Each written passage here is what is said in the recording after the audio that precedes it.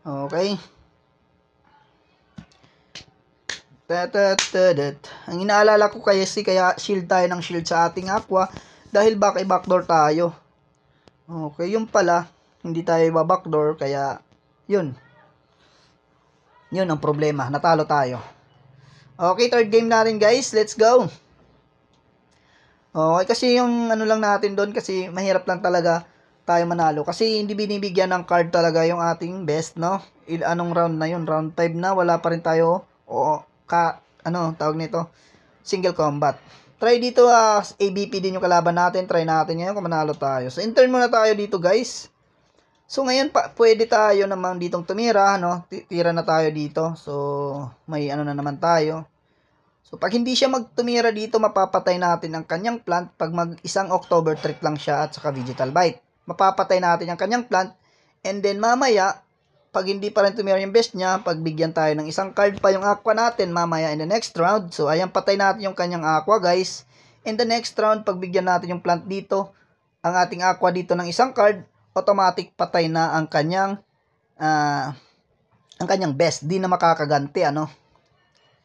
So, pasensya dahil sa mga pronunciation natin, guys. So, ayun, patay na nga dito ang kanyang beast. Wala nang magagawa sa atin yan. Okay. So, automatic na eliminated na din ang kanyang beast dito. Naka-attack up pa tayo kahit mag-shield siya ng 99. Okay, patay natin yan, automatic. Okay, and the next round is yung kanyang aqua na lang ang poproblemahin natin, which is mayroon pa tayong 1 energy na natira. Isang enter na lang natin, kaya na natin i-eliminate ang kanyang aqua, ano. So, ayan nga, nag-99 nga siya, patay sa atin yan, guys. So, not enough shield po ang 99 kasi naka-attack up nga po ang ating aqua. Okay? So, dito guys, maggaganito lang tayo. I'm sure hindi pa niya tayo mapapatay. 100% hindi tayo mapapatay ng kanyang aqua. And then, mabibreak naman ang ating mabibreak niya yung ating shield. For sure. Pag hindi man siya tumira, may steal natin to. Ang pag-asa na lang niya dito is yung settings and then surrender. Hindi, joke. Pero yun lang ang kanyang chance. Pero tingnan natin, malay mo magano siya, no? Magaling si Idolo, no? Magaling Pero I'm sure dito, next round dito, guys, katapos nito, enter na ako. And then, para mamaya, susunod na mga round, ubusin na natin yung buhos yung cards natin, no? Okay, 4 round na to. So, ayun, na-steal natin and then nabawasan natin si Idolo dito. Oh, na-steal, may 4 energy tayo. Okay, ganun ulit tayo, guys. So, ganun lang muna tayo, guys, hanggang makaipon tayo ng energy, no? Okay. Ipon muna tayo ng energy, guys. Di pa niya tayo mapapatay niyan.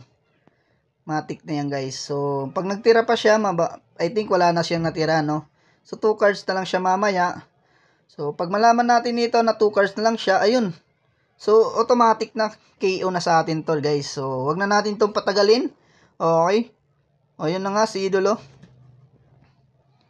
Na-GG na siya. Nag-surrender na si Idolo. So, ayun, guys. Maraming, so, third game natin, win ulit. So, proceed tayo sa fourth game. So, part 2 na tayo dito na, guys, no? So, ayun, guys, let's go. So, proceed tayo sa ating fourth game. Fourth game tayo, guys. Let's go. O, sana lang, guys, may mga natututunan tayo sa ating mga gameplay, ano? So, maraming salamat po sa inyong lahat sa pagtutok at pagtitig. Kung hindi ka pa nakasubscribe sa ating channel, baka naman isubscribe mo na yan. Eto, guys, yung mahirap natin na kalaban. Alam nyo kung bakit mahirap? Eto, guys, yung plant niya naka-snail shell.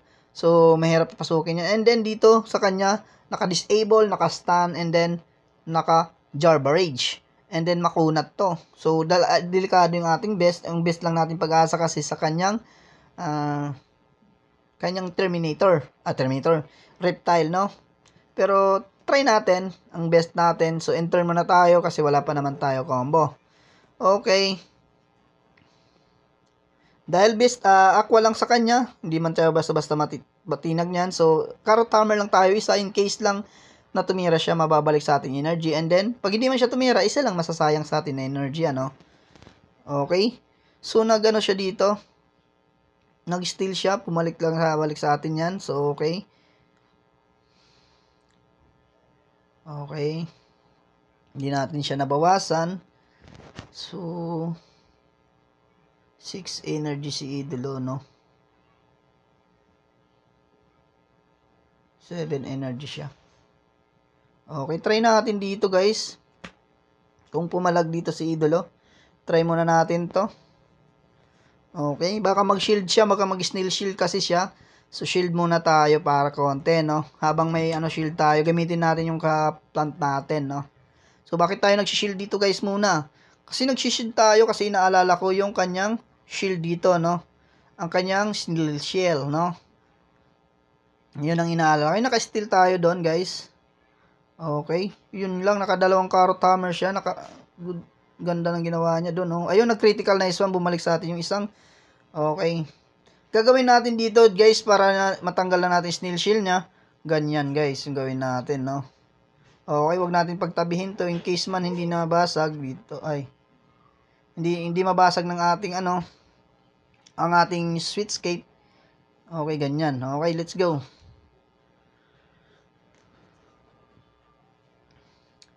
So, para maraming babalik sa atin na energy mamaya. So, dapat pala naglagay tayo nito. Sorry na, mali. Dapat nilagay natin dito, guys, kasi marami na tayo energy. Sinupport natin yung ating plant kahit papaano, no? Sayang. Mali tayo dito. Mali tayo doon. Mali tayo ng ginawa doon. 1, 2, 2. So, pag ganito, guys, pag lumabas sa inyo, 1, 2, 3, 4 nyo lang po para, yun nga, maganda dito sana kung nakapag-shield tayo, no? So, yun nga yung sinasabi ko, guys, hindi siya na yung natin, hindi na break yung shield ng kalaban natin. No, ayun, kung nakapag-shield tayo, ayun nga, snail shield yan to, ayun, na-stun tayo, di ba? So, in case lang yun, guys. So, dapat mo alamin din yan yung mga ganyang scenario. Yung possibilities na mangyari, no? Okay. So, ngayon, guys, I think naka-shield yung kanyang dito. Mataas yung shield ng kanyang ng kanyang aqua. So, yun lang magagawa natin, guys. Alam nyo kung bakit. Malit na lang yung health natin. So, try natin yung ganyan. Okay, try natin yung ganyan, guys. So, ayun, mapapatay natin yung kanyang, aqua, nag-88 shield lang siya. Hindi siya nag-shield. Patay yan, guys. Tapos yung Terminator niya is patay din. Ayun, patay din siya, guys. So, ayun, guys. Magandang ginawa natin doon, guys. Hindi na-expect. So, ina-expect ko kasi doon siya. Mag-shield. Ba't hindi siya nag-shield? Ginawa natin yung ganon kasi pag 3 cards lang siya.